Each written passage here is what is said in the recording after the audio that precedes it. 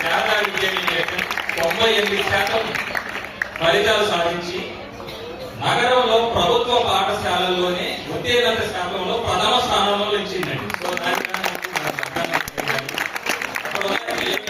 School కళాశాలలో కలిసి దాదాపుగా 600 మంది విద్యార్థులు అక్కడ విద్యను అభ్యసిస్తున్నారండి.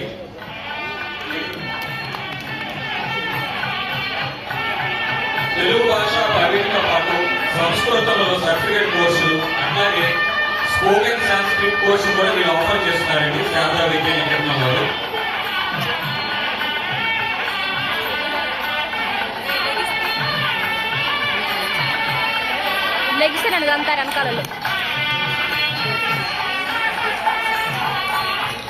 పొన్నవ లక్ష్మీనారాయణ గారు జైల్లో ఉన్న సమయంలో రచించిన మాలపల్లి అనే నవల అనేక సాంఘిక సామాజిక రుగ్మతలను రూపుమాపేందుకు ఆ రోజుల్లోనే దోహదపడింది. ఈరోజు వారి వారసురాలు వి హేమ గారు ఈరోజు ఈ పురస్కారం అందుకుంటున్నారు.